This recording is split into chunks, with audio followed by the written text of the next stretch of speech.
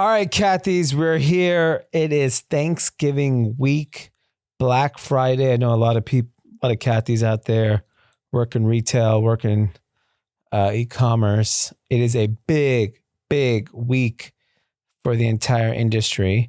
And it's a big week for travel. As always, every Thanksgiving, people are expecting record travel. People are leaving out of town and getting on planes, driving in cars, expecting mega weekend. What's interesting, though, is... Including drama. He's out. He was on a plane. He was on a plane. Undisclosed location. What's really interesting about the Thanksgiving situation... So I was with a lot of retailers the last, call it 2-3 weeks, and retailers and brands have all told me that holiday sales are very strong. And so it's exciting to see that we should see some pretty strong numbers for the holidays. Target came out and shared some pretty bad numbers, but I do think that's a Target issue. I was actually at Target over the weekend. We had to get someone a birthday gift. And, I looked at the apparel section at Target and they make, by the way, frankly, incredible place to shop if you're looking for great clothes, but it's expensive. It's not the same value you get at Walmart or TJ Maxx or Ross or Burlington. And so I see why Target's struggling, because they did such a good job of curating great brands, good products. And then we enter this era where price is everything. And they, in some categories like grocery, I think they're very competitive, and probably some consumer staples, but in apparel, they feel expensive. Jackets for $35, $40, t-shirts for $15, that's not what's happening at Walmart. Walmart, it's half the price. So we all know that Target missed earnings pretty big. The stock was down 21% on the day after earnings. And the CEO tried to blame it on the port strikes. Yeah. And then people did deep dives on the internet and saying they had the exact same number of containers year over year. Yeah. And your inventory glut is because you couldn't sell. Yeah. What happened was Walmart reported a few days later and absolutely crushed. Yeah. So they're trying to create a story. So it's clearly a Target problem. And you're saying it's because of price on the apparel side. I just noticed apparel. I saw a jacket, a men's jacket. I was like, wow, that's a great jacket. I looked at it, it was $35. That's not cheap enough. No. Not in the Shein, Temu era. $35 for a jacket. Unless if you're buying a name brand, you might spend $200 on a jacket. But if it's not a name brand. So I don't shop a ton. And I was at the Grove today and I went to the Nike store. A running jacket that you would wear, because now it's actually cooler temperatures, it's $110. Nobody who runs wears a running jacket. That's the first problem. So what are they wearing? You're wearing maybe a long sleeve shirt or a hoodie, but those jackets are so stupid. I think all brands who do it. I can't believe it's $110. And I wanted to get something because I like to run outside. And I was like, oh, it's good material. And I looked, it was $110. And I walked out. Yeah, and the problem is because you're sweating in it. It's not like I'm going out. You have to wash it. My view is just freeze to death in a t-shirt. I run in New York in the winter. I'm freezing, but I'm just fuck it. I'd rather freeze to death than wear a jacket or a sweatshirt that I have to wash. So I do think. Look, I think certain brands have lost favor with the consumer. Nike is one of them. Yeah, because even the consumer or the guy on the floor that was trying to sell me, I was asking him, he's like, oh, this is our Lululemon competitor. I was like, why are you mentioning Lululemon? Yeah. I'll go to Lululemon. Yeah, that's bad. Because they're not even in the same planet. It's Nike, for God's sake. Act like you're Nike. Yeah. They've lost their way. But that was weird that he even, that he thought that's how he's going to convince me to buy. Yeah. Well, he's at the Grove. He's in West Hollywood. And he's like, we don't have the Travis Scott shoes here. which is the one thing that everyone wants from Nike. But there's an Aloe there. Yeah, and Aloe's probably crushes. I bet you that Aloe store, which is half the size of Nike's, does the same business. I would say it's 25% the size. Nike's 3 floors. Oh, okay. Then I don't know how big the Aloe store is. Aloe's 2 stories, but way... Okay, so then they're not doing... Per square foot, they're probably way more productive than the Nike store. Mm-hmm. That location is still very touristy, so like I'm sure that Nike store does bonkers numbers. But Nike's not... Here's what I think about retail this holiday season. If you're not giving the consumer something they must have, they are not spending money with you. And I think the luxury brands, if you saw something like, it's like one of the worst Christmases ever expected for luxury brands. I would argue that that's the brand's fault. You didn't give them something to buy. You're selling the same shit. You got to give energy. You got to give people are, I don't care what anyone says, people are spending money. Yeah. Lots of money. Like I guarantee you hotels and airfare are record high. I guarantee you Grove will comp year over year up. I left around 12:30, 12:40. I got there at 9:45 and it was a complete zoo. Yeah. And it's not, and the Christmas tree's not lit and there's no Santa. Yeah. That's in 2 days. The Christmas tree lights tomorrow yeah. and Santa starts, I think, Monday or Tuesday. Yeah. And So- it was a zoo. Once that happens, it's a wrap. It's like rocket ship. So yeah, I agree. I think from what I've heard, that brands are expecting a very solid holiday. Yep. I mean, look, I was in Bentonville for 3 days. No one in Bentonville is sweating Christmas. And they are America. And Target's in Minneapolis. So what are they sweating? It's bad merchandising. I You think it's just they didn't curate the right products? think it's the right product. And I think So what's different in the product price. of Walmart? It's price. It's price. No, obviously it's price, but that's everything. why can't Target source the same price No. product? Target's always been, when the economy is strong and people are spending crazy money, you're less price sensitive on these other like discretionary items like apparel or whatever it may be, beauty products, things like that. Right now, consumers very sensitive. So like if I can get, a pair of jeans for $15 versus $25, you're doing it. That's a huge delta. And I think when you look, and I'm only paying attention in this last day at Target at apparel. It didn't feel promotional. It said, this is the price. They didn't even the method of marketing. When you walk into Walmart, the prices are falling. They literally have things falling from the sky. Right. Prices are falling. Makes me feel like I should be buying now before it's gone. I'm not getting that energy at Target right now. When I walk into Target, I'm seeing everything feels like full price. What are you trying to prove? Right. I'm on email lists for like 100 brands. Everyone is on sale. Deep discount. Target CEO came out and said, we're going to get aggressive for Christmas. We're going to drop prices. And I think that piece is extremely important to like, to reconcile with. Like if you don't drop the prices, like a lot of brand owners always feel like I can't drop price. My brand is special. Unless you're Chanel, Vuitton, Hermes, it doesn't fucking matter. I'm sorry. It just doesn't. Yeah, I'm getting spammed ads. James Purse, which is a brand I love, 70% off. They're permanent 70 off. You can get it at somewhere all the time, 70 off. And by the way, The problem is sizing. Because I went and I looked on the site and it's like 2XL, walk XL. in the store. The store's not on sale. I've walked into the Beverly Hills one. Maybe other stores. Yeah, maybe. I don't know. They have an outlet somewhere. I know they do have an outlet. You just have to like, whatever, just be like, I want a discount. You think you can negotiate like that? 100%. In consumer retail. I've done it. Really? Yes. I did it once at Macy's. Macy's. You said I need 20% off. Don't they make you sign up for a credit card or something? No. I was like, you don't got no sale? And she's like, no, next weekend, friends and family. I'm like, what is that, a code? And she's like, yeah, something like that. I'm like, apply it right now. She goes, buy something else. I go, fine. I bought something else. And literally in Macy's, in like fuck, maybe Atlanta, somewhere. I don't know where I was, some random city. And I needed like some dressier clothes to go. Can you name a brand in the next week for Black Friday that won't have a Black Friday sale? Because they're so hot. So hot.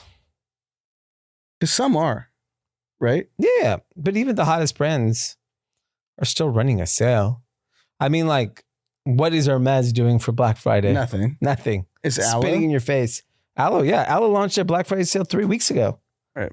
3 weeks ago, I got served ad. Friends and family. I'm not friend and I'm not family. I'm a friend. Okay. Well, then you didn't even know. I'm not neither. And I got served an ad. So yeah, Aloe. I will say, so sure. I went to Nike and then I went to Aloe for I didn't buy anything, but I looked at everything and tried a few things on. Aloe's much better than Nike. Product wise. Yeah. It's more wearable.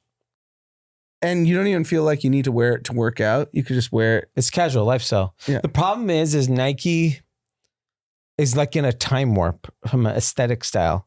Like, who wears this stuff now? Yeah, no, it was very obvious. I was actually shocked because I'm biased to Nike because that's what I grown up on. Michael Jordan. Yeah. All this stuff. And I went to Nike wanting to buy something. You can't. And I didn't. Go look at OnCloud and Hoka. They're so fucking good.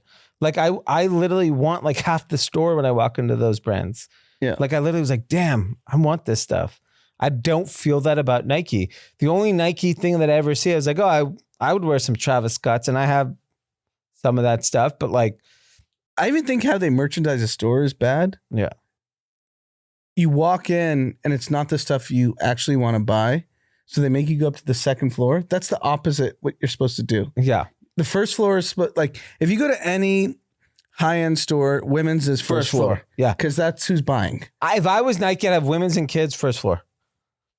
And then everyone buy. Yeah. But like, and it's like, I don't know. When I walk in that store, there's zero things I want. Even the Nike USC stuff, the Dodgers stuff, the Lakers stuff, I would buy Lakers stuff if it was good. I looked at it, I was like, this is whack. Yeah. And the problem in sports, like, there's so many brands that do an incredible job.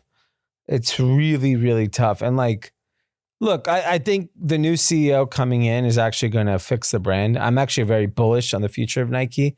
I think the next year is going to be tough because it takes, these guys work so far ahead that like they're going to have to figure it out, but they need like energy bad. I mean, Travis Scott is it. I didn't see anything Travis Scott. No, of course, because it's not available. Right. It's available on his site or Sneakers app for 5 seconds.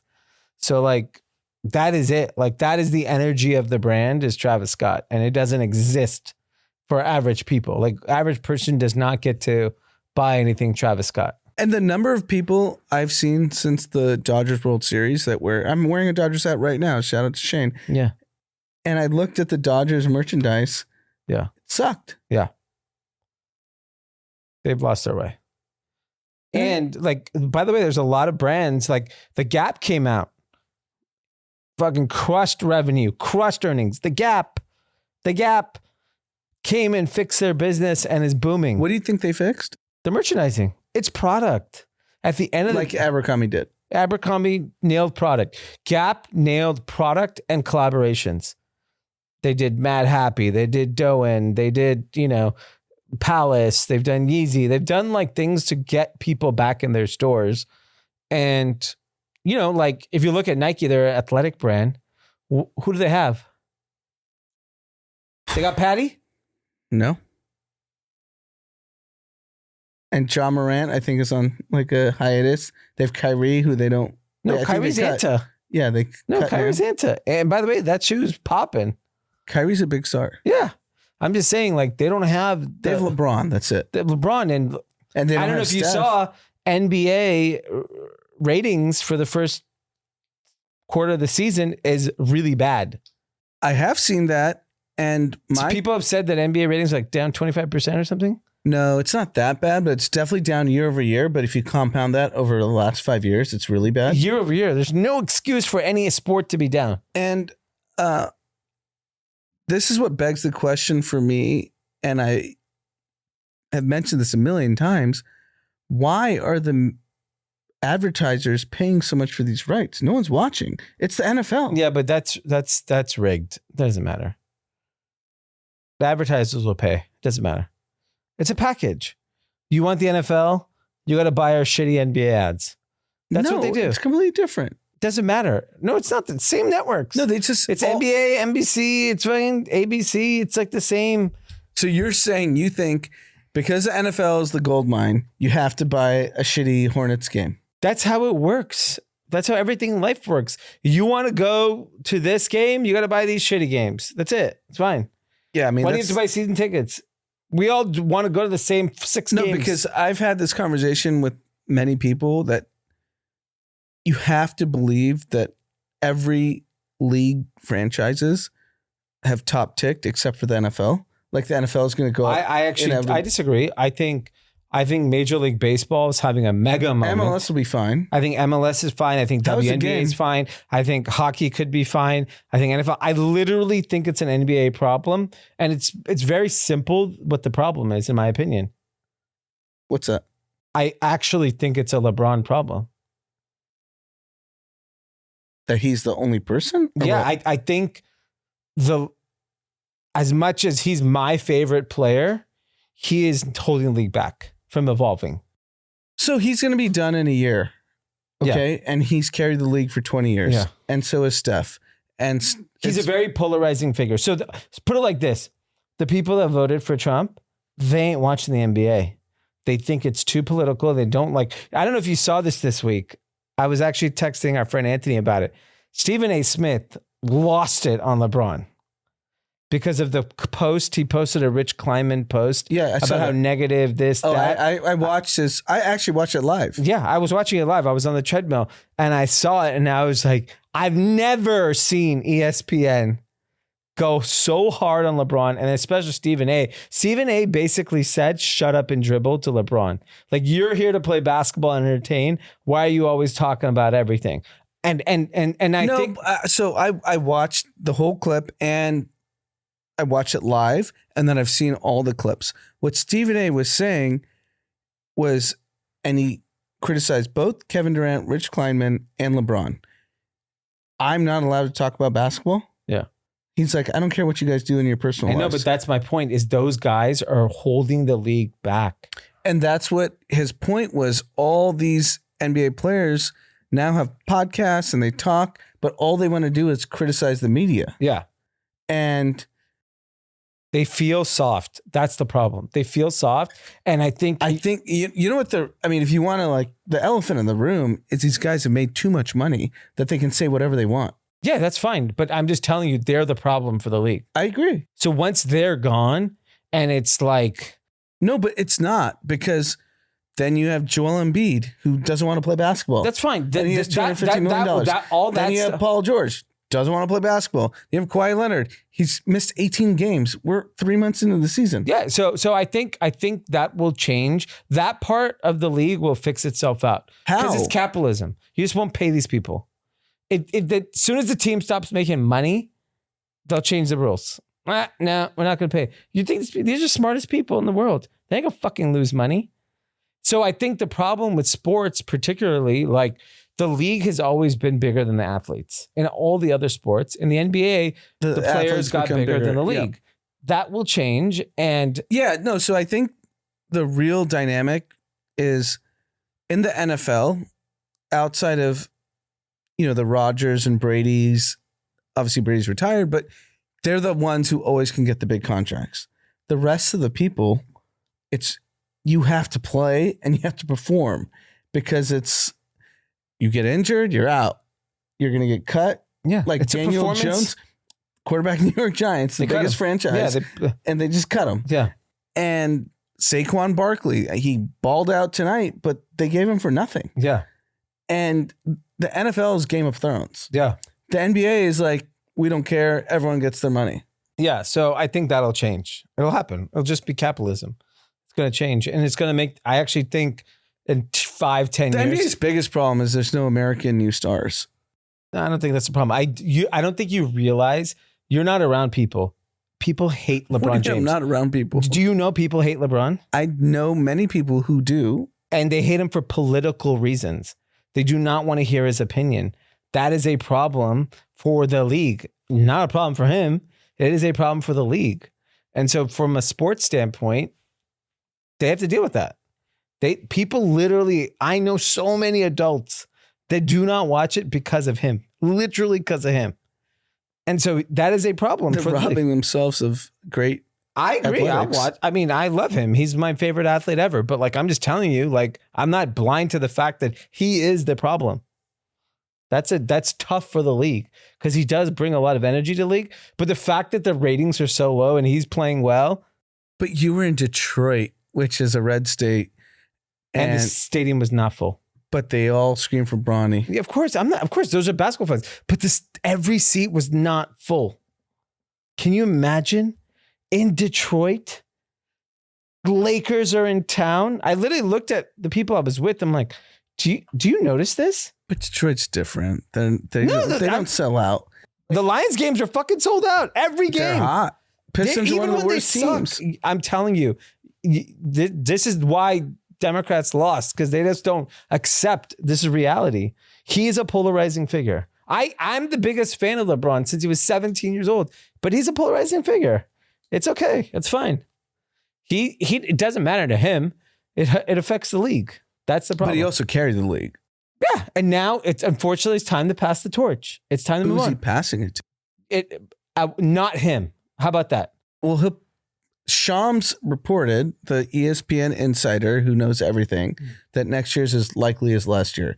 So he'll do his tour. So I think that's good. Goodbye tour. That's great for the NBA. Yeah, because he'll go to every franchise. Remember Cream? Yeah. I remember going to his games. Yeah. Was it late 80s? We were young. We went to one of them. Clippers, Lakers, and they give him a car. Cake, yeah. They did the whole thing. It was great. And I think that will be blockbuster.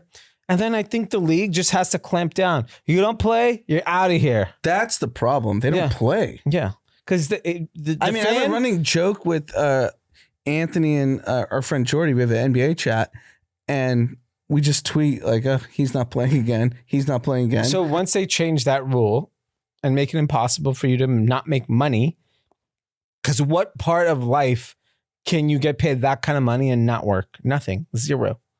Congressman? Yeah, because Embiid's probably making $250 million on this contract. He probably made another 150 before. Yeah, I'm saying, and he doesn't play. Yeah, exactly. So Americans are fed up with that. You got to work to get money in America. I agree, but how's the NBA going to do it? I think it's Adam Silver's problem. Yeah, it'll take 5 years. I mean, I'm like, our mom is obsessed with the NBA, and she texts me all the time about these games. I'm like, no one's playing. Like, why would you want to? By the way, why do you want to take your kids? I'd rather watch Joe Rogan and Scott Storch. Yeah, which I heard was blockbuster. It was great. You got to watch it. I'm dying to watch it because he says a lot of good stories. I've been around him a lot. Like in the last 15 years, I've been around him at like after hours parties, and he pulls out the piano. He's so fucking talented as a musician. And then when you look at his body of work, so Scott Storch, if you're younger, in the 90s and early 2000s, listen to a rap song. Scott Storch, you did it again. So, he literally is on every hot song. Dr. Dre, Fat Joe. So on the podcast, Rogan had a piano for him. Oh, no way. And he said, what's your biggest song that you've done? And it's still DRE. Yeah. And he just started playing the keys. And he just did it. And he's self-taught. Oh, That's really? What's crazy. He's a genius. He's like, my parents didn't have money to pay for piano lessons. Yeah. He goes, I went to one, and he goes, you're too good. Just teach yourself. No, his story is insane. And by the way, great guy, like really nice. Like that's what he said. He called himself a great guy. He's a great guy. I agree. I've met him many times. I've hung out with him. I actually texted David Weintraub. Yeah. He hasn't responded yet. Yeah. I was like, blast from the past. Yeah. Rogan and Storch. That's good. That's good. I'm excited because he was involved in his career? He worked with them. But like, yeah, I mean, like he's just a good guy and like insanely talented, like so insanely talented. That was exciting to see. I hope I don't know how he's doing now, but seems like he's doing well. Okay, good. Or at least well enough. Yeah. Like he's healthy, doing well. Yeah. He he said all he does is smoke weed, doesn't do coke anymore. Yeah. He's cut Well, that up. I've seen that.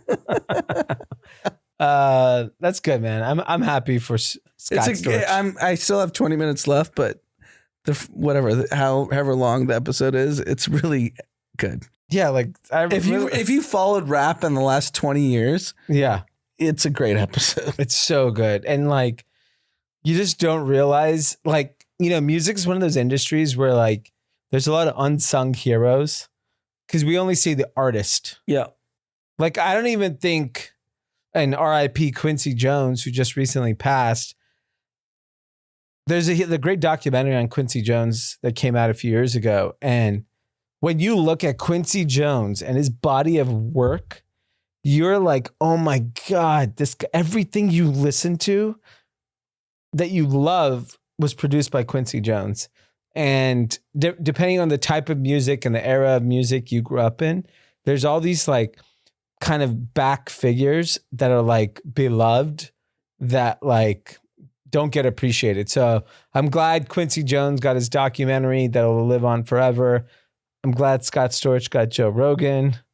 I like it. Yeah, he says he's got a studio in Boca Raton. Oh, nice. He needed to get away from Miami because it was too toxic. He's a big Miami guy. And he can pop in when he wants to, pop in, pop out.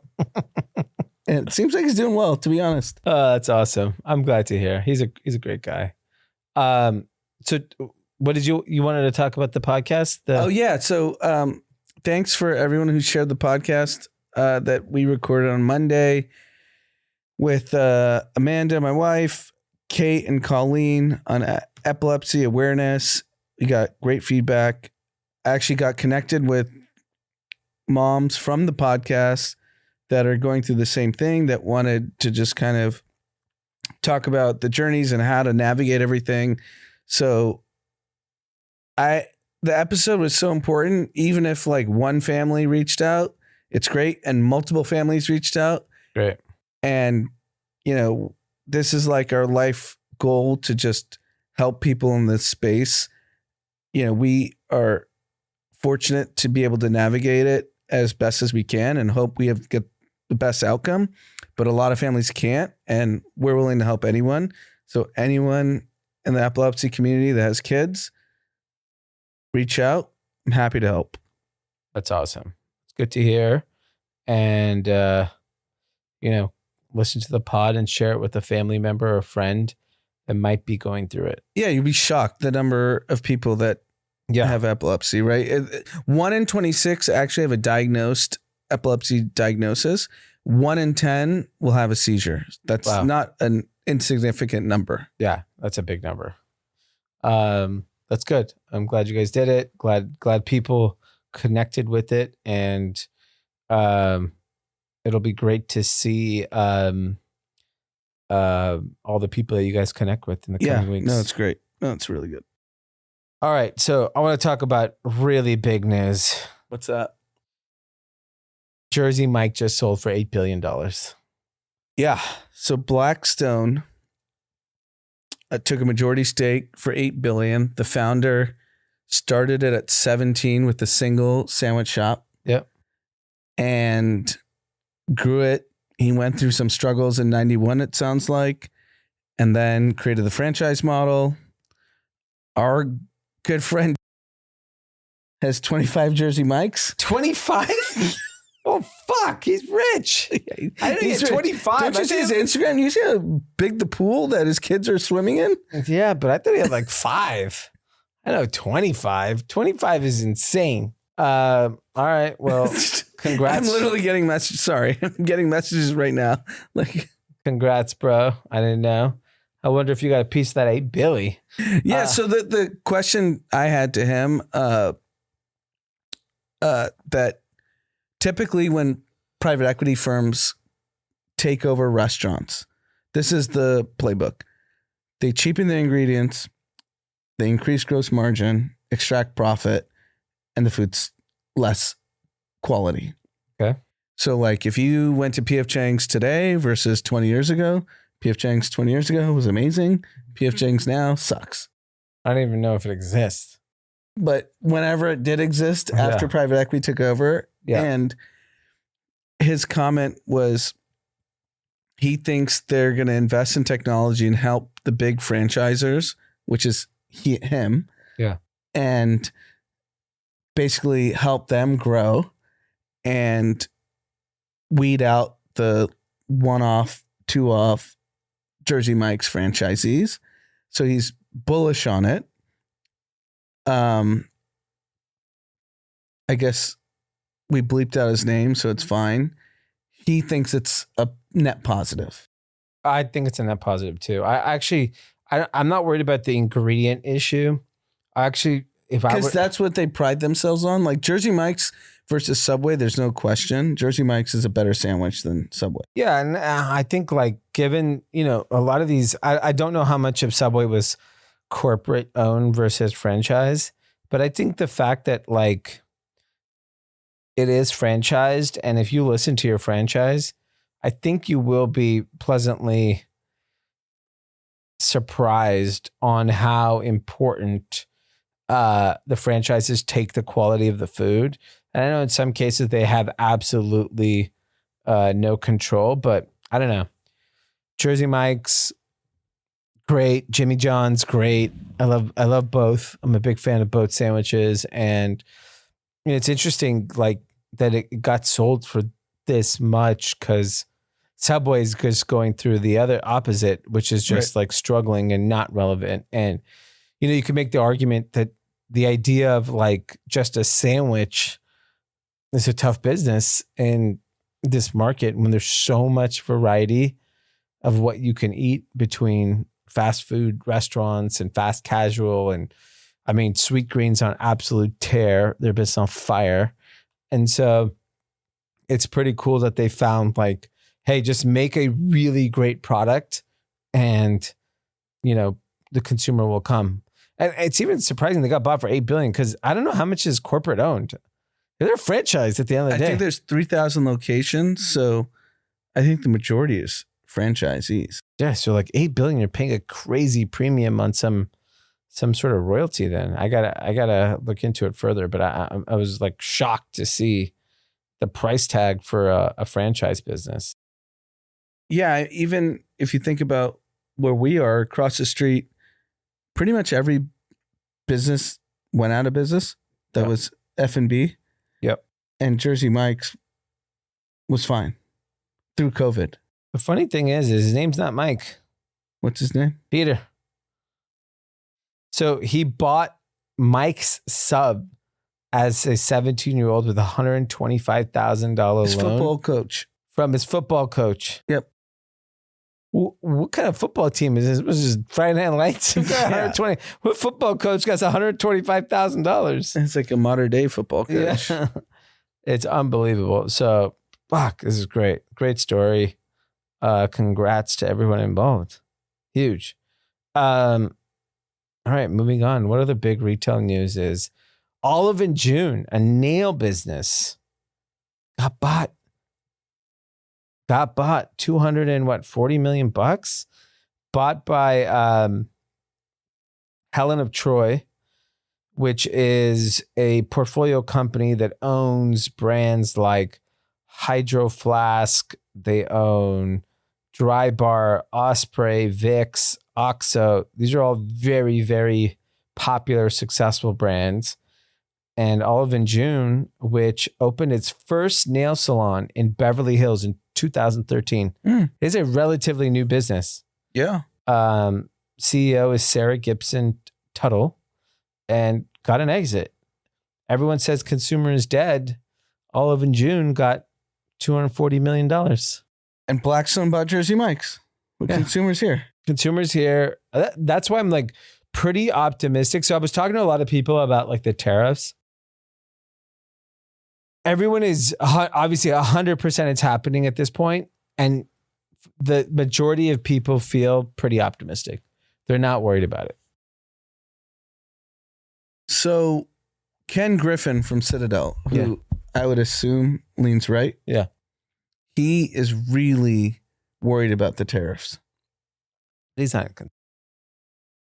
But no, he was saying from a macro perspective. Yeah. and he was on CNBC saying that tariffs are basically going to make, ultimately the consumer is going to suffer because you're not going to get affordable goods, and you're going to have inefficient manufacturers in America producing goods for the price that the consumer wants.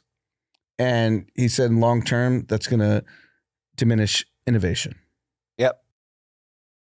And this is a guy that probably donated to Trump. I don't know, but I would assume he did. I mean, everyone did. Yeah. Definitely. Here's the thing about the tariffs that you don't understand, that I think the average person doesn't understand, is that if he's going to tax there, he's going to give you a break somewhere else. So whether that's a lower corporate tax rate, whether that's a lower income tax rate, it's not like I'm going to tax you on the tariff side of things and I'm going to increase taxes somewhere else. So the real answer is it's inflation. It's inflationary, and they'll give you cash somewhere else. That was this other problem. Yeah, I agree with that. I think if anything, they're going to give you cash somewhere else. They'll increase the goods here, the cost of goods here, and all that happens is just more inflation.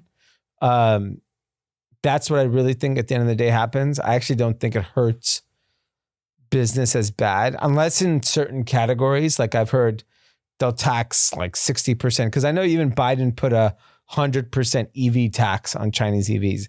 I mean, it should be 500%. We shouldn't allow Chinese EVs into this country. Like, I think there's certain categories we have to dead. And I'm very comfortable with, I don't want Chinese controlled EVs on our streets. I think that's fucking nuts. So, Waymo, which you see all over the city now. Yeah. They just partnered with a Chinese manufacturer for EVs, for their Waymos. Yeah. Who wants to be in a Waymo if it's run by China? You say something negative on China, guess what? Your car is going off the cliff. Yeah.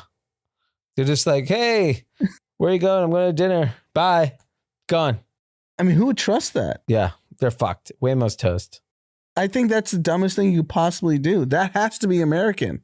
If Elon uses this as a marketing campaign, Waymo might be done by Friday. He should. Yeah. I mean, he tweets 24/7. Yeah. Maybe he didn't find out about this yet. I would never get in a... After I saw that, I was like, I would never get in a Waymo. Imagine if it's like the joke, Russian oligarchs are always clumsy and fall off buildings. Yeah. That's going to be the Waymo joke. Oh, where did Elon go? I don't know. He just disappeared in Waymo. Talking shit about CCP, gone. That's what's going to happen. Yeah, I agree. They're toast. Waymo's over. Yeah, that's a really bad move. Yeah. And before we go to our other talks, we got to talk about crypto. What's going on in crypto? Because we haven't actually recorded. I haven't recorded with you. We were all last Sunday. We were here with Sunday, but Papa Pav. We've gotten a little run up since. Yeah.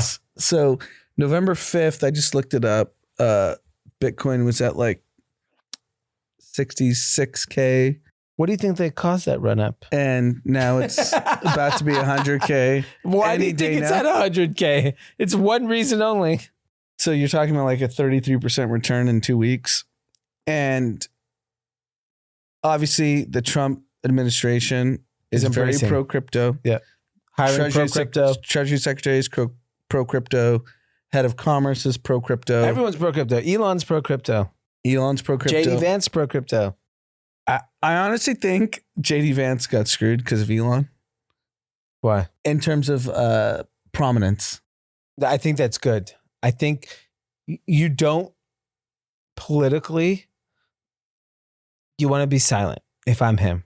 There's too many alphas in the room. You can't compete with Elon. 0 people can. You can't compete with DJT. Vivek, you can't. Vivek's on TV every morning. I turn on the TV. This fucker's on TV.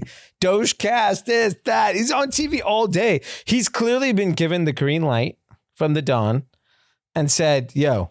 I mean, Trump even said, I can't get Elon out of here. Yeah.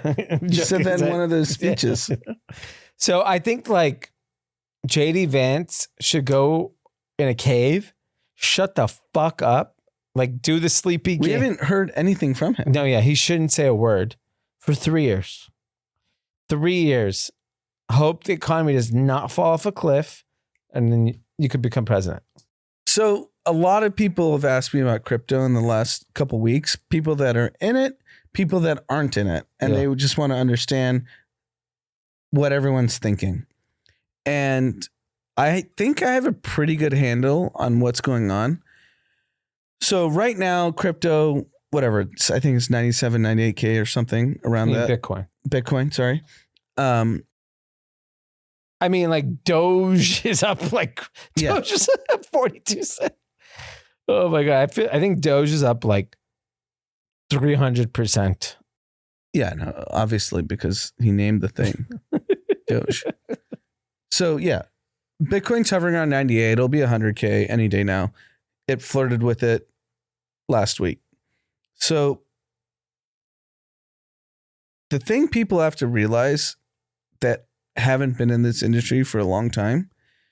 So you're talking about 100,000 for a full Bitcoin.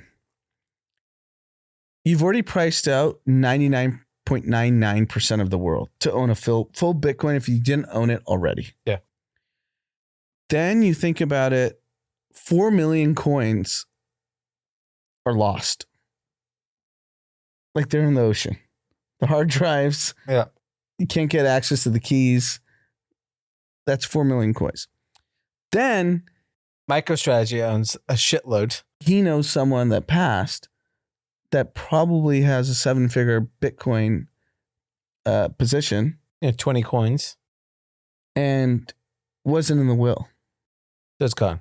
And if you're on Coinbase or any of these exchanges, if you're on the other exchanges, it's gone. If you're on Coinbase, if it's in the will, like it's in my estate. Yeah. If I die tonight, Amanda will have access to my coins. Yeah. And so there's a lot of funny business where that's going to disappear. That's just, so you're lowering the supply to like 14 million coins. I think that's aggressive. Well, 4 million are officially lost. Okay. I'm just saying, just the people. What do you think? I would say a little less than that. I mean, like not a lot of people that have 100 coins. I mean, you could look it up. You can see how many people that have at least 100 coins. Not many people. Not many people do. So I think yeah, look, let's say it's $1.5 million. 16, 15 million are accountable. MicroStrategy owns, I think, most of them. Fucking El Salvador owns. And so my point was, the only people that can buy now at these price levels are sovereigns. Well, anyone can buy, technically. Anyone can buy. Sovereign at scale. Yeah. Sovereign governments and institutional investors. Yeah. BlackRock, JP Morgan, Goldman, Blackstone, the United States government. Yeah. Bhutan, which is a small country, 38% of their GDP is in Bitcoin. And El Salvador, I don't think they've announced the exact number. They have $560 million in Bitcoin. Which is light. Yeah. If Bhutan is 1.14 billion. Yeah. And Bhutan's a much smaller country than El Salvador. El Salvador's tiny, though. It's tiny. El Salvador's not a big company. How's Bhutan a $3 billion country? Yeah, they bought it earlier. This guy just started buying it. So when they see people, when other countries see people doing this, they're going to follow. So outside the US dollar, there's very few safe currencies. Even if you look at think about India, the rupee, it's devalued so much. I was talking to my mom, and she sold some property, and she's like, "Oh, they're offering 17% at the bank on why are they doing on your that? rupee?" And I said, "Well, it's 17% on nothing." Yeah, it's worthless currency. And that's every country. Yeah. So they're all going to start buying this. It's been solidified. This administration, the one good thing they've done for me is they've solidified. They've done a lot of good things for you. You don't even know it yet. But the point is, it's a runaway train. And I said this for the last 11 years, but it became crystallized the moment BlackRock came in. Yeah. Once BlackRock came in, it was obvious, yeah. It was just so obvious that everyone's going to follow. And there's going to be volatility. Yeah. You're going to still get drawdowns. Yeah, you'll get drawdown. I don't think you're going to see Bitcoin at 30K. You might see Bitcoin at 80K. I think you could see Bitcoin at 50K. I don't think so at this point. It's the same thing. Like I could see Google dropping 30% from here, and that's a cash making machine because of the antitrust issue. So like there will be drawdown, but that doesn't mean anything. It doesn't mean anything, and it never has. Yeah. Because there's been 90% drawdowns Yeah. on crypto on cycles. I could see it happening again. The point I'm trying to make is that it's clearly been solidified as an asset. Not crypto. I'm sorry. It's one thing only. Bitcoin. It's not crypto. No. It's Bitcoin, and I believe Ethereum, and I think Ethereum. But the performance has not reflected that, so you can't. The reason you can't make that argument. I can make that. There's unlimited capacity of Ethereum. The thing with Ethereum, the reason why it hasn't gone up as much as Bitcoin, is because Solana is doing all the meme coins, and all the meme coins need Solana, and the meme coins are firing. Yeah. And so Solana is the meme chief officer. Yeah.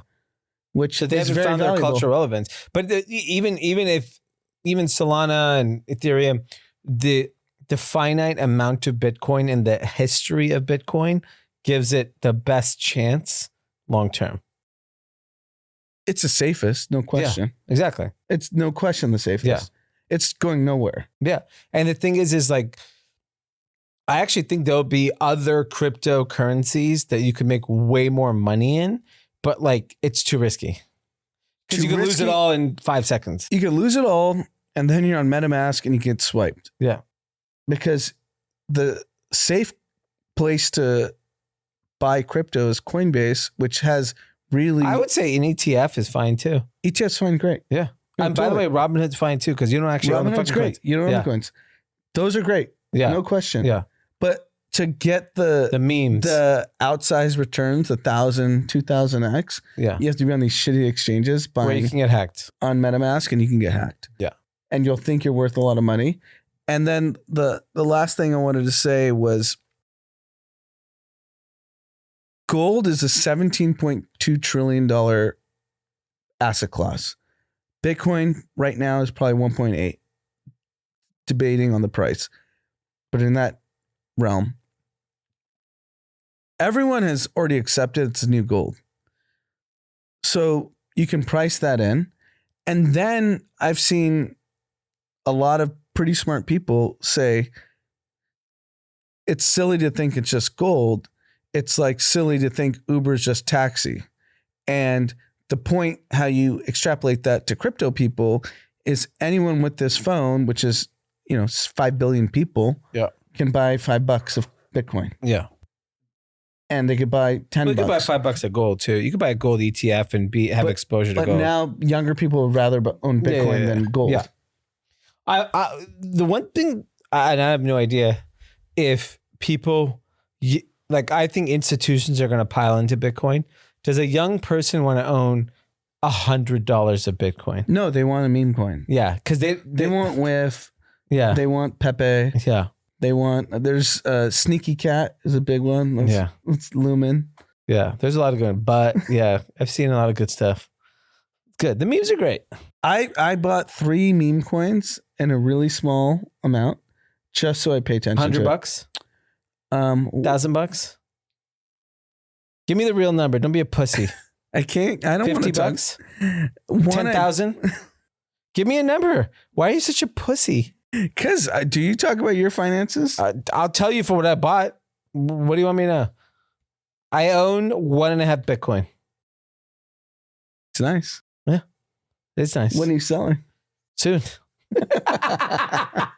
So you don't listen to anything I just said? No, my view is different. I actually believe everything you said, but I'm a profit taker. Yeah. I will buy. Can I tell you the last 5-6 years, crypto paid a lot of my bills. I would buy ETH, I would buy Bitcoin, and we're probably the only people that made money on NFTs. I'm not even joking. I made more than my annual salary on 3 occasions in the last 5 years just to pay bills. Yeah. I was like, fuck it. I sold all my Bitcoin just to pay bills. I sold all my ETH to pay bills. And July of 23, I bought Bitcoin at 23,000. I was sitting at home. It was 23,000. Interesting, because I remember January of 23, you said Bitcoin would be 12,000. Yeah, and I bought 23. When I see it cheap, I buy. I'm a discount shopper. I will always buy discount. I saw it cheap, and I bought, and I held it. I actually owned more, and I actually sold a lot along the way, and just to get cash. But I'm a believer, but I'm also like comfortable taking a profit. And when it draws down, I'll buy more. Yeah. So I'll buy back into it. I'm not like, I don't need to hold it for the purposes of proving anything. I want to make money. And I'm a believer. I don't hold it to prove anything. I hold it because I think it's silly to sell. So if you look at, Because you don't need the money. of course I could use it. Yeah, You but could you're not pay going for to a do level- anything differently if you sold a couple coins. You flip a couple coins. Flip them. Yeah, flip them to the ATM. You're not going to care.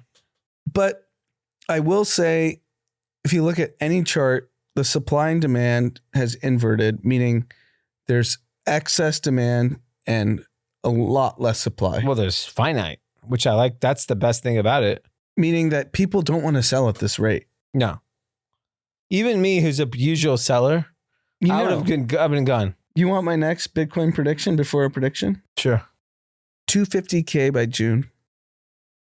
250K, you're dancing, doing the Trump dance. Because that's the only reason why that shit's hitting 250K. Young man. I said, young man. You'd have to throw me a touchdown, and that's a touchdown dance. That's fine. We'll go to the park. I'll throw you a touchdown and you could do the dance. I mean, this is your greatest president for you. Everything you believe in, this guy believes. Well, here's the thing. I don't want to talk about politics today. But the one thing, every time I listen to a podcast, listen to news, the biggest, and we can end on this, is I've said this, I think the day after the election, whenever we had that episode, whether you like it or not, some of the smartest people in the world are in government now. You have people that are so pro innovation and change, and you may not like the tact of the Doge and the Doge cast and how they're going about it. But though the Elon Vivek kind of experience that we're all seeing right now, experiment, I would say, is how young people get engaged. Transparency. Why is crypto popular? It's extremely transparent. It's one of the foundational reasons why crypto was born. It's like, I want to see everything. It's on the fucking blockchain. Doge is like, all right, the fucking Department of Fish and Farm is spending $1 million on parties. Okay, buck them, gone. And I think we're going to look, the history books will look, whether they are successful or not, they're going to shift the mindset of how we should actually govern as a people. We all know, and I don't care if you're Democrat, Republican, Independent, Libertarian, the government is so fat. The government needs Ozempic more than anyone else. They need to be gutted. Such waste has been happening. And then the fact, I'm not even like a big technology person, even though I'm in the technology industry, but I never liked that the US government did not embrace Elon Musk. I didn't like the US government does not embrace Mark Andreessen and Ben Horowitz and all of these like legends. These people changed the way we live. Travis Kalanick. Do you remember when Travis went to the Trump board? When the first couple months, Trump had his economic forum, Travis Kalanick went. I remember that. And he was blackballed. He was looked at as an outcast. He was trying to work with the US government.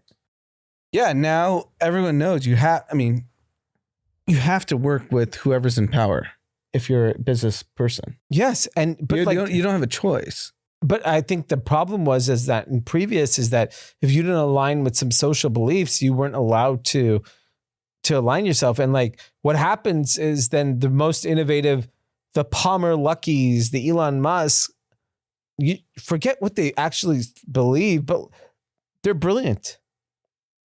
And it's now attracting such smart people to be involved with this. Like they're going to start like can you imagine US government was trying to shut down everything crypto related. More than likely, I saw there's going to be a Bitcoin reserve. Then it's $1 million a coin. Exactly. And who's going to do it? Not the Democrats. It's the Republicans. They're the party of innovation, which is crazy to think. Well, it's all Democrats that moved over. That's the funny part, right? Because they alienated him. Democrat. Joe Rogan. Tulsi, Joe Rogan. They pushed everyone away. But everyone else. For what? For some stupid social beliefs that no one actually believes in? That was the problem. And they used media better. There's actually a great article. Dan Pfeiffer, he's one of the Pod Save America guys. They're still around? Yeah, I think they make a lot of money. And just angry libs. And he wrote a Substack that I read this morning, just talking about how owning that Democrats didn't use media properly. And he worked for Obama. He's one of his like strategists. And he's like, yeah, we fucked up. We thought CNN, Meet the Press, and 60 Minutes mattered, and it doesn't. And the Republicans found all these different avenues to get to people, and we didn't do it. And we need to rethink how we reach people, because if we don't, this is going to continue, because he obviously has very progressive Democratic values, and he wants to push the Democratic Party forward. And he doesn't have any money. That's the problem. No, I know so he has no power. But the point that he's even self-reflecting. Yeah, he's a smart guy, but like, and I've read his stuff. He's a very smart guy, but like, they're so fucking arrogant. They're not going to change a thing. I think they will now because they got smacked in the face. I think they have to be beaten to death. They got beat to death. They lost the Senate, House, and the something presidency. has to be repealed that's so repulsive. Just be like, everyone gets to shoot the person you don't like in the face, the gun. Then maybe they'll change something. The thing that everyone on the Democratic side and whoever the next Democratic candidate's going to be, you have to go on Joe Rogan. It's not just Joe Rogan. We don't want to hear your bullshit. No, but the point is Trump spewed bullshit on Rogan. He doesn't push you if you're important. Of course, and that's what I always said. I said that when you didn't believe he would go on Joe Rogan, I knew he would, and I knew he would not get pushed. You do not fuck with the presidential candidate of the United States. Yeah, no, any side, never. Big mistake. You do not, because it's like they are, whether you like their beliefs or not, they are gods. But you know what the funny thing is? Like, people that are successful don't understand his importance. They don't realize how big Joe Rogan is. Yeah, because you know why? You know what Joe Rogan likes to do on the weekends? Commentate on UFC. You know what really rich, smart people think? That's stupid. And it's the same thing. It's looking down on people. No, and this is the quintessential Democratic strategy is we are the elite, we are the educated, we are better than everyone. We're going to look down on people. What's wrong with watching people fight or watch football or talk about UFC? No, so the thing I always tell people, and now like people of means, all sauna and cold plunge. I was like, that's Joe Rogan. Yeah. He created that whole industry. Yeah, movement. The whole movement that this is really beneficial. It was him. And then Peter Attia started talking about it. Then Andrew Huberman started talking about it. We're all on his podcast. Yes, they were all on his podcast. And he created this whole tree. And those industries are massive because of him. Yeah. He created this whole wellness thing. Oh. But he's not an intellectual elite. Agreed. And that's why he looks down. I think that's what the problem is, where people are like, especially just successful people don't want to listen to him because they think he's just this buff idiot. Yeah. He's honestly brilliant. Yeah. I listen to him all the time. Yeah. And he has interesting conversations and he's with MAGA. people. Technically, but he also voted for Bernie. Yeah, but he's the face of MAGA now. As far as America's concerned, if you look at like dumb reporters, they think the reason why Trump won is Joe Rogan. They will credit him for part of it. Yes. Yes. And they, But I'm telling you, as a listener of his podcast, and even our cousin who's very liberal, she's like, I'm glad you listen. She's like, you should. Listen to what? Rogan. Yeah. Because I mentioned something. She's like, oh, where'd you hear that? And I was like, Joe Rogan. Yeah. She's like, oh, you listened to him. I was like, yeah. And she's like, oh, I'm glad you listen. I know you're liberal. Yeah. I mean, I think it's just the common arrogance of people like looking down at an opinion that's not theirs. And then it breaks your heart when you find out who the actual person who gives that opinion is. Yeah. And when you see it, it's like, what does Joe Rogan care about? He likes two things: UFC and comedy. That's his passion. And health and wellness. Okay, but like UFC and comedy is what he built his podcast on. Yeah. And that's not considered intellectually elite. It's just not. I'm able, as a person of independent thinking, that I can disagree with him and still listen to him. I don't agree with him on the COVID vaccine. You may. But I can still listen to him and not get riled up. Yeah. Most people can't. The reason why is maybe because you've been around people that are not intellectual elites. And most people in America are not around intellectual elites. But we know this. I think you posted something about Barack. Oh yeah, we should actually end on that. That's a great one. So you posted something about when you're at the table. I agree. These people. So let's rewind. Barack Obama was on the Pivot podcast, which is Ryan Clark. He was a Steelers Super Bowl champion. Wrong podcast to be on. Straight up.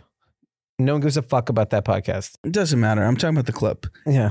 So Ryan Clark, it's actually a pretty big podcast. He's on First Take. He's on ESPN all day. It's not Joe Rogan. He should have been on Joe Rogan. He might be. He I've needs heard to rumors. Be. He needs to be on Rogan. I think it might happen. Yeah. So anyways, Barack Obama's on this podcast with Ryan Clark, football player, Super Bowl. And he basically said he's trying to because their podcast, two athletes, and you could imagine who their audience is. Not Harvard elites, not people that went to Wharton, people that went to Stanford. And he was trying to empower people, saying, I was at Harvard and I saw my peers and it was a bunch of fools. Then I went to the US Senate and I was like, oh, these guys aren't that smart. Then I became president and I saw who I'm dealing with. I was like, oh, they're not that smart. They're not all that. Then I went to the G7 and met with the biggest leaders in the world. And I saw a lot of people that are incompetent.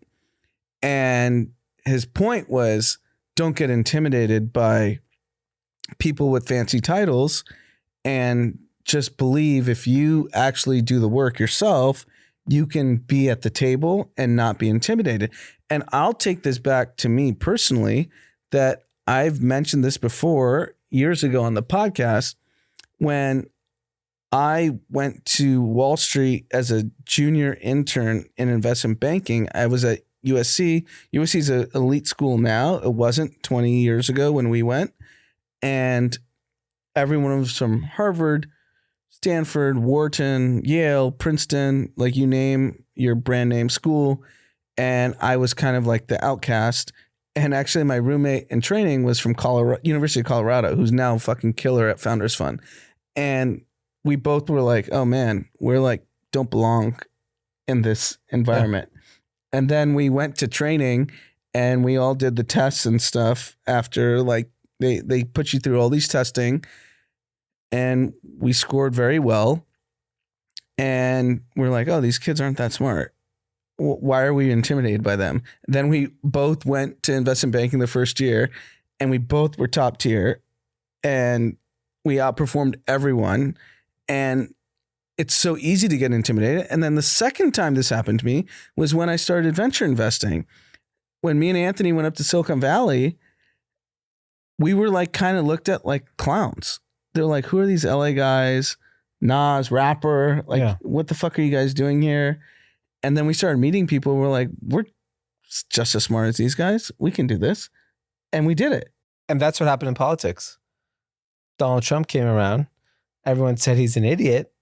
And he proved it doesn't fucking matter. And I think... No, it doesn't. Well, but we weren't idiots, though. No. Neither is he. He's the president of the United States. He's not the idiot. He's not an idiot. So the problem, what comes down, the thing that I dislike the most is don't judge a book by its cover. 100%. And I think in life in America, we do it all day, whether it's kids in school, professionals at work, politics. These people don't like you said it, Joe Rogan's buff and bald. He's a Nazi. Not a Nazi, but you would stereotype him as not an intellectual. Yeah, exactly. And I think that's insane. Completely insane. But if you think about what I'm into, you would never think I would be a Joe Rogan fan. You're a meathead. Not a meathead. You're a meathead. You like sports. What else do you care about? Do you care about anything else? No, but he talks like a beekeeper. I'll listen to that episode. I knew a couple of beekeepers. You do? Yeah. We have one in our office. Here's my point is that like, I'm just saying if you were to like go around the country or go around any 20 people and I just hand my background of what I've done in the last 20 years, they'd be like, there's no chance he listens to Joe Rogan. Yeah, because that's a Democratic problem. That's a Democratic Party problem because everyone who is an elite looks and acts a certain way, and America's not like that. You go to the neighborhood coffee shop, the diner. No one's talking down to people. That's why I think the biggest opportunity for America is actually the intellectual elite does not look like it did 25 years ago, not 10 years ago. It's not some kid who went to an Ivy League school that knows everything. No, it's the people that like listen. The smartest people in the world listen, not talk. Listen. And to give Joe Rogan credit, because I don't even like the fucking podcast because it's horrible interviews in my opinion. He listens. He's an incredible listener. And that is what makes really smart people, not people that are lecturing people all day. And intellectuals like to tell people what to fucking do all the time. Yeah. No, I think you're going to see a change because I sensed it from the Pod Save guys. They've done a lot of self-reflection because I went through all their Twitters. I should be with them. I should kick their ass. I should have told them. They're at the place we go to a lot all the time. Well, you could see them. I saw them. Okay. Well, they should come up to me. I could have kicked their ass 6 months ago and got them into shape. I saw the whole crew. Yeah. All right. Well, they should see me because I know. They try to write me off. I didn't write back. I think the Democratic Party will change. I have hope that they're too change. Arrogant. No, I think they got smacked in the face and they all know it. The numbers are there. The data's there. There's no denying where the country stands. Lost the House, lost the Senate, lost the presidency. You can't just act like a jackass anymore. You got to just change. Yeah, you have to alienate people within the party to do that. They have to be willing to do that. I think just my only reference point is them because they kind of were the de facto, like they were like the Joe Rogan of the Democrats. They're a huge podcast. But they were like lecturing people all day. I would listen once in a while. They're top 5 podcasts on Apple whenever they put out an episode. So they're massive. And they have done a lot of self-reflection. I've seen all their posts and clips. And I think if they're willing to do it, the upper echelon people will start. When they embrace people with different, that don't look like them, like Antonio Brown was at Mar-a-Lago the night of the election. Everyone thinks he's a joke. Democratic Party would never embrace Antonio Brown. He's a tough one, in my opinion. But he was there. That's fine. Yeah. But that's kind of Trump's vibe. Just bring the misfits in. I don't That's think America's misfits. But I don't think Dana White's a misfit. I don't think Joe Rogan's a misfit. I don't think Elon's a misfit. It's just people that don't agree with him. Elon's a hated guy. He's a hated guy, but Antonio Brown. Antonio Brown's one of the greatest receivers of all times. Is he not one of the greatest receivers of all times? He'll go to the Hall of Fame. Okay. Hall of Fame. That is insane. Do you understand? Hall of Fame in NFL is like, you're it. You're at the peak of... They may block him now, even though the NFL's MAGA. Yeah. He's too powerful. CTE. CTESPN. All right, let's wrap it up. We got a couple shout outs. You want to read these? What do we got here? First one, Jen Wilson. I appreciate your loving advocacy for families and our special angels among us. As a public school teacher in Virginia with 4 classrooms for special needs and a class in every grade that mainstreams in my school, I'm a strong advocate for educational equity for every child. Keep fighting to give Mav what he has a right to have. It's equally important for all children to be exposed to differences for genuine acceptance of all. Thank you for that. I actually want to read Mrs. Paff, Drama's mom. She texted me a nice message. She's in the education world. She's a teacher. And she said, we have special needs units at each of our 3 buildings. I just want to mention they are a valuable addition to our school in terms of things our other students are learning from, that they go beyond books and learn tolerance, acceptance, patience, vulnerability lessons, life lessons. Other schools are missing out. I hope you figure out how you can get Mav and all the other kids people that listen that are dealing with, various issues, education. So that we're making a difference one by one. Exactly. Last one from Logan 5596. Bless you guys. This was incredible to listen to. Appreciate you sharing this. For everyone, you are all so strong. Immediate donate now. Awesome. Well, thank you, everyone. Thanksgiving week. We'll have an episode on Wednesday and then set you off into an incredible weekend. My only request, and I'll say this on Wednesday, just a reminder, when you get to Thanksgiving dinner, please ask everyone who they voted for. All right. See you later.